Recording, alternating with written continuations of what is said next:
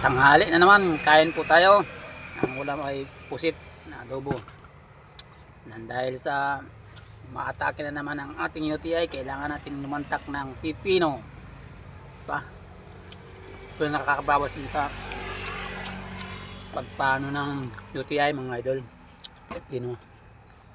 At priority natin ang 1 galong tubig ay maintain sa isang araw para malinis ang imbornal ng daanan ng ating ihi.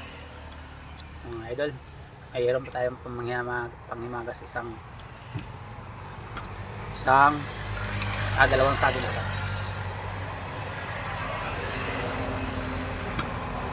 Kailangan maubos ito mga idol sa kagalon sa isang araw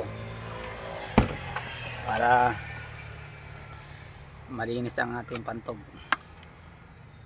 Ito pusit ang pagkain natin mga idol. Binili ko dyan sa karaderya.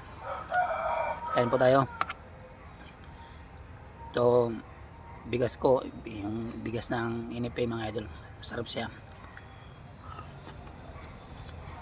Tamis-tamis.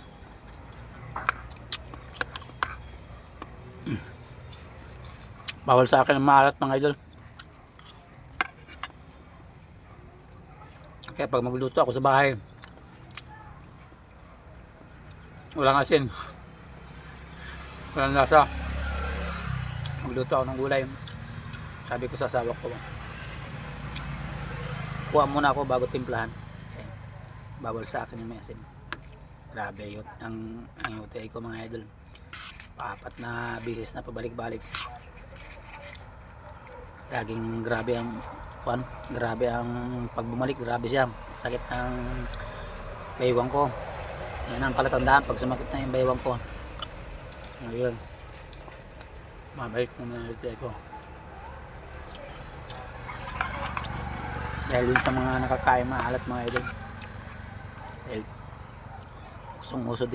usong-uso dito yung yung natawag na bulad. Tuyo kung tawagin sa Luzon. Masarap yung dito yung masarap yung bulad. Kaso malat.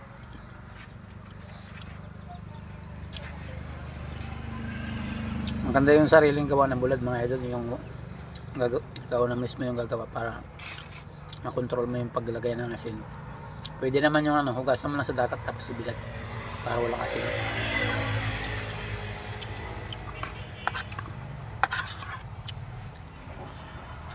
Ay mga idol, salamat sa panood. Thank you. Bye bye.